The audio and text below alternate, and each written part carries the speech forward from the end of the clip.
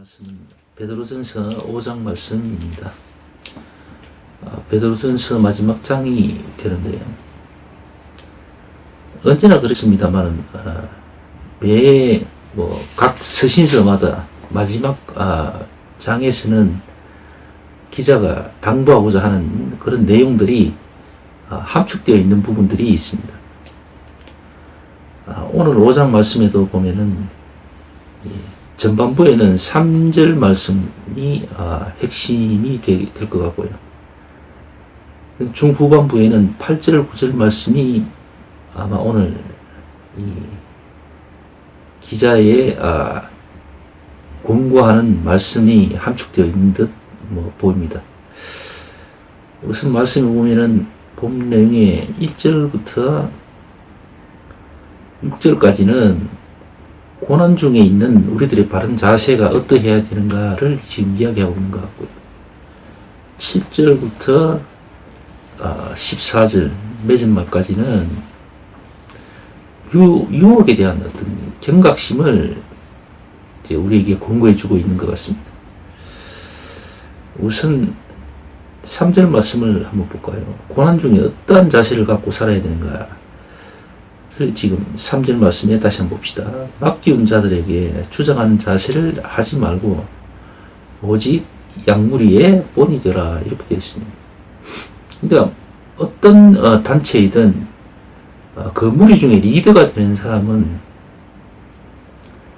주장하는 어떤 그런 이야기나 자세보다는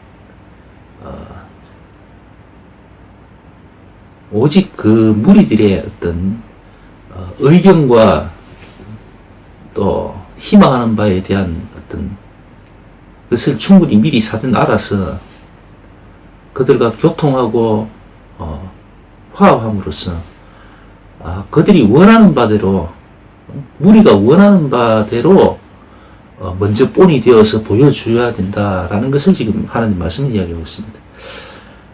이것이 이제 어떤 단체나 조직의 리더의 모습이라고 우리가 보면 될 것 같습니다.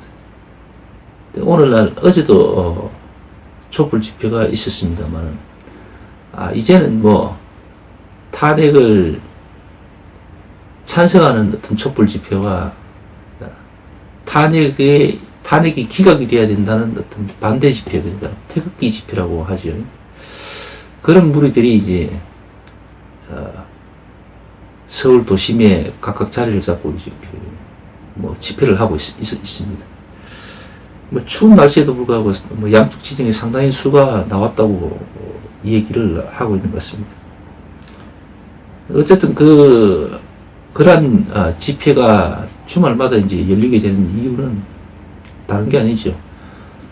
대통령의 어떤 리더십에 자격이 있다 하는 부류와 또 자격이 없다 하는 부류들이 이제 맞서는 그런 형국이 되죠. 또 오늘 말씀을 보면은 현 대통령이 탄핵이 돼야 될지 말아야 될지가 신앙적으로 보는 잣대로 어느 정도 가늠이 되는 부분이 있죠. 오늘 3절 말씀 보면은 충분히 알 수가 있습니다. 3절 말씀 다시 한번 더 볼까요? 맡기운 자들에게 주장하는 자세를 하지 말고 오직 양무리의 본이 되라, 이렇게 되어 있습니다. 그러니까 대통령은 그 나라 국민들이, 다시 말해서 민심이 뭐를 원하는가를 이렇게 챙겨야 된다는 거죠. 그러니까 내가 원하는 바대로 국민들을 이끌어가는 것이 아니라 국민이 원하는 바를 내가 미리 알고 파악해서 내가 먼저 본이 되어야 된다는 거죠. 내가 원하는 대로 국민을 이끌고 가는 게 아니라 국민이 원하는 대로 내가 먼저 다가간다는 거죠.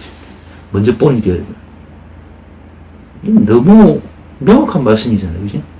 이 말씀을 토대로 봤을 때 비춰보면 대부분 답이 나옵니다. 다시 말해서 민심이 천심이다라는 말이죠. 국민을 하늘같이 생각해야 된다는 겁니다. 근데 대통령이 지난 세월호 사건 때에도 그렇고 그동안 임기 중에 있었던 모든 모습들을 보면은 국민을 이렇게 두려워하고 국민을 위해서 뭔가를 했다기보다는 자신과 자신의 어떤 세력들의 어떤 원하는 바대로 생각하는 바대로 국민들을 끌고 가는 거죠.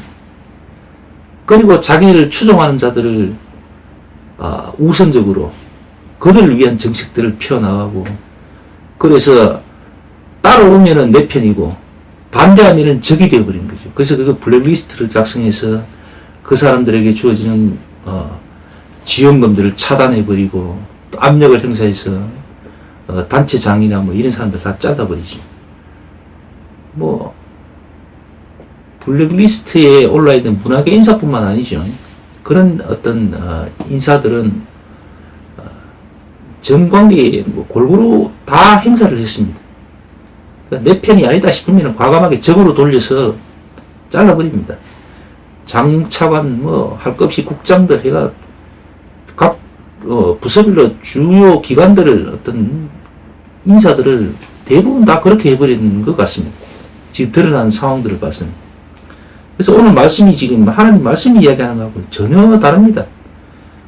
국민들이 원하는 것 어떤 방향의 국정 운영을 정해서 그렇게 가는 것이 아니라 내가 원하는 바대로, 내가 나를 추종하는 사람들의 몇 사람들의 어떤 원하는 바가 국정의 방향이 되어버린 거죠.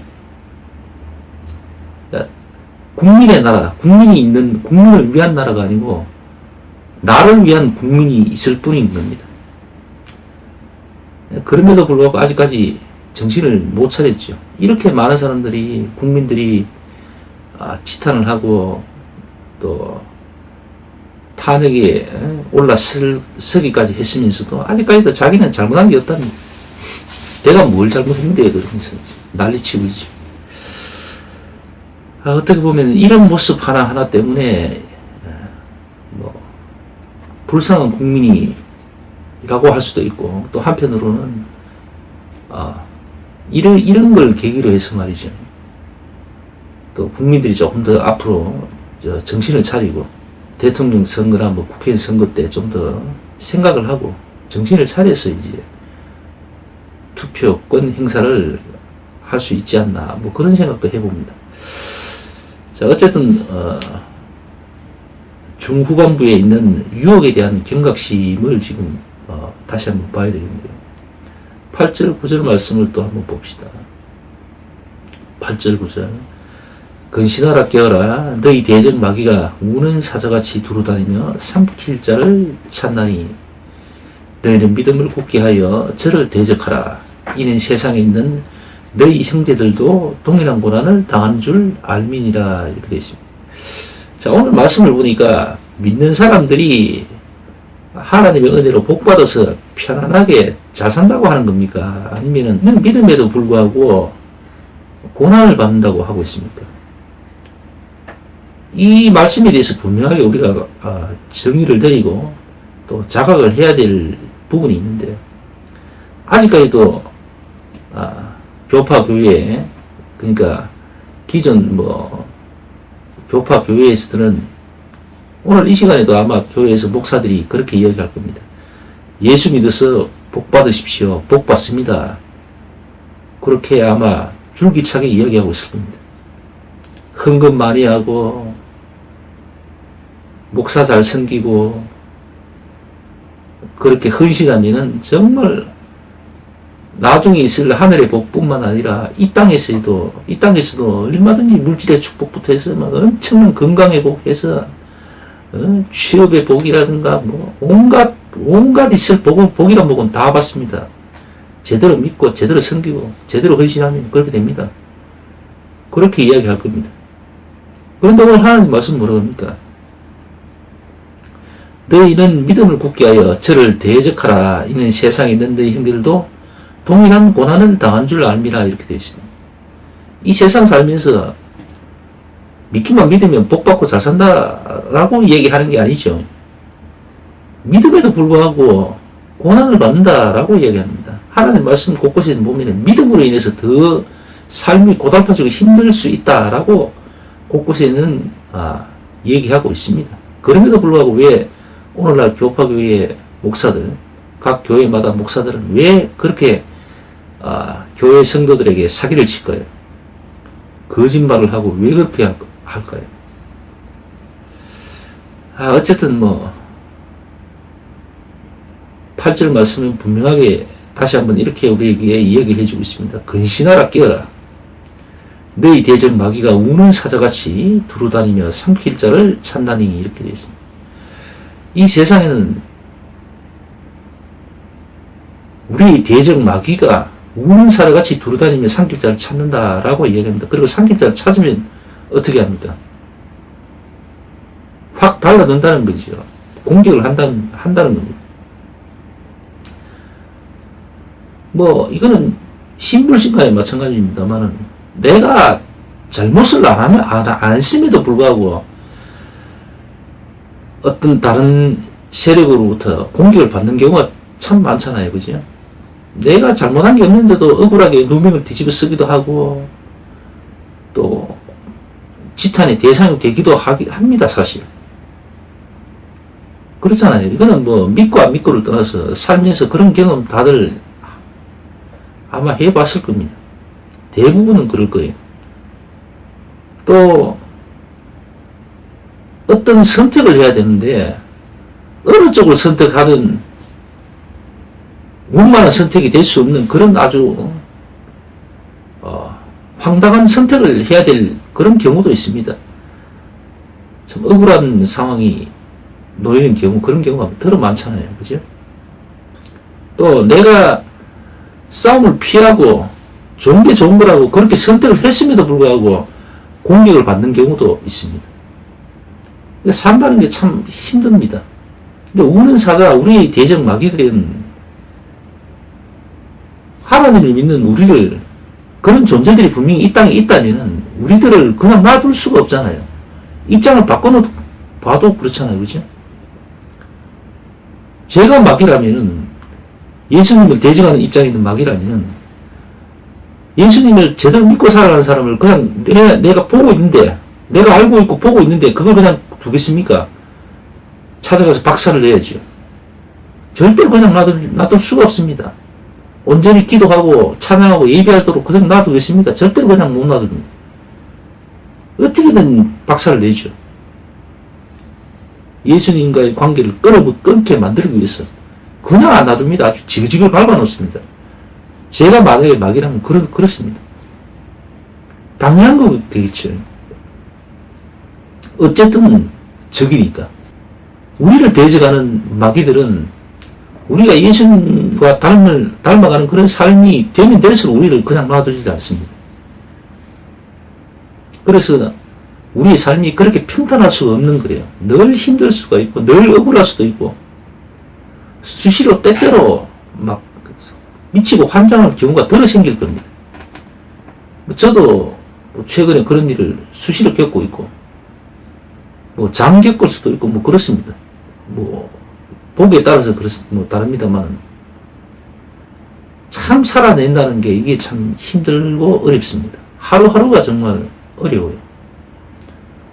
근데 그럴 때마다 이런 하나님 말씀이나 또 예수님이 십자가를 생각하면서 또 시간을 넘겨갑니다.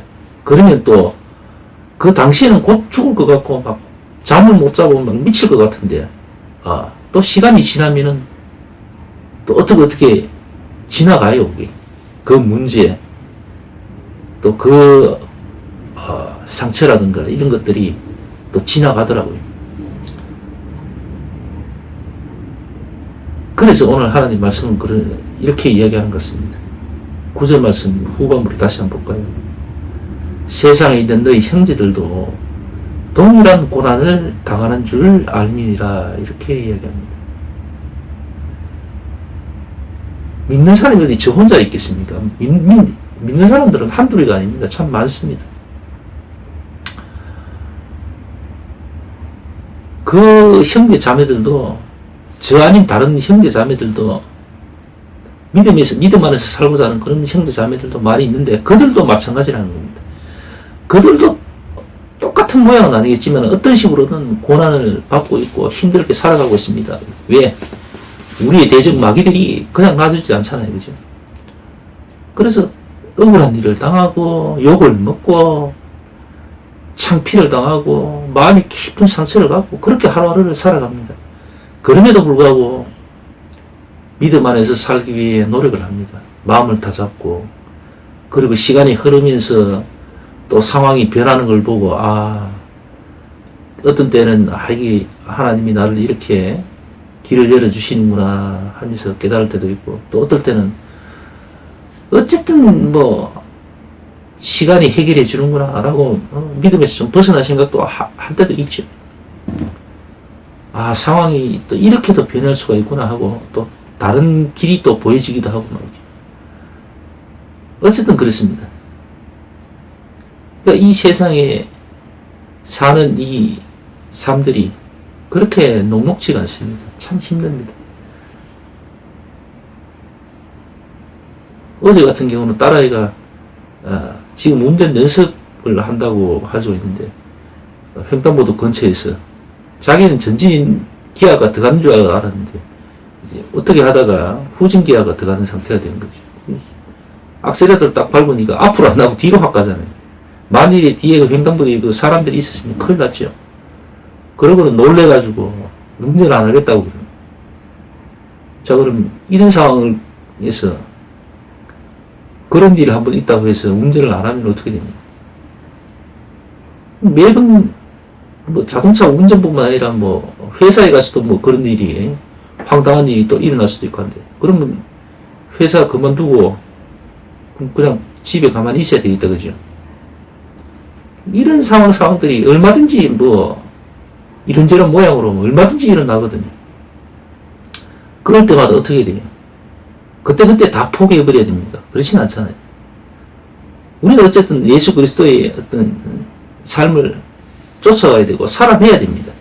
하나님이 이 땅에 우리에게 생명을 주시고 이 땅에서 살게끔 시간을 우리에게 각자에게 줬습니다. 그러면 우리가 그 받은 시간 동안 어떻게든 우리는 살아내야 됩니다. 자, 그 삶 동안에 늘 고통만 있고 고난만 있는 건 또 아니죠. 또 때로는 하나님의 은혜에 감사하고 기쁨의 시간도 있습니다.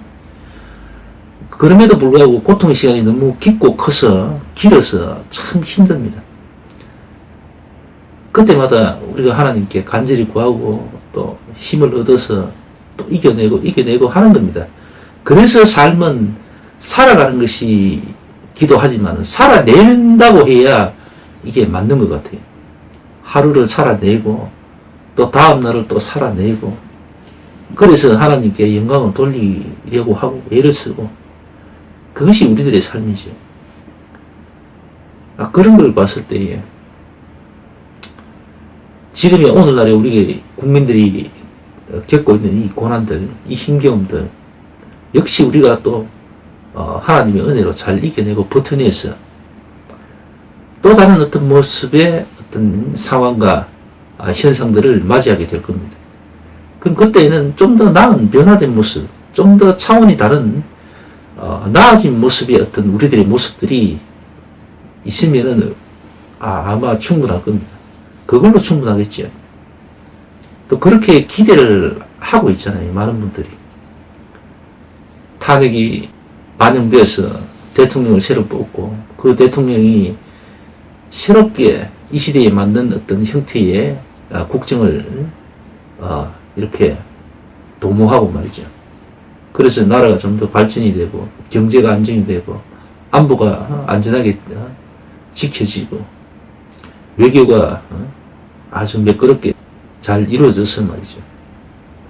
온 국민이 좀 더 편안하고 행복한 삶을 살아갈 수 있게끔 그렇게 되기를 우리가 바라고 희망하잖아요. 그죠? 어쨌든 한 개인의 복이든 온 나라의 전체에 대한 복이든 하나님의 관심사가 좀 우리를 향해서 정말 비춰져서 말이죠. 좀 더 참과 진실이 통하는 그런 우리나라가 됐으면 하는 그런 생각을 이 시간 또 해봅니다. 자, 어쨌든 우리가 살아가는 이 세상, 이 시간들 쉽지 않습니다. 그냥 예수 믿고 복 받는 그런 우리들의 존재, 그런 그런 게 아닙니다. 예수 믿어서 오히려 안 믿는 사람보다 더 힘들 경우가 많을 것 같습니다. 그러나 정말 예수님을 영적으로 만나서 거듭나고 새롭게 신분의 변화를 받고 그렇게 예수님을 믿고 쫓아가는 그런 사람은 그렇게 많지는 않습니다. 그러나 한두 명이겠습니까? 그분들이 그렇게 생각을 하고 또 우리 스스로 위로를 하고 말이죠. 그래야 되겠죠. 물론 하나님의 위로도 있으면 더 좋겠고 말이죠. 아마 살아계신 하나님은 오늘도 지금도 우리들의 이러한 모습들, 우리들이 하는 이런 이야기들 들으시고 보시고 그리고 생각하실 겁니다. 그리고 하나님은 당연히 살아계셔서 우리들에게 어떻게 해야 할까를 생각하시고 그렇게 먼저 벌써 우리들의 앞 시간들을 다 이렇게 만들어 놓으셨을 것으로 생각을 합니다. 자, 힘들 내시고 잘 이겨내시는 그런 우리 여러분들 모두가 되었으면 합니다. 자, 오늘 이게 여기서 마칩시다.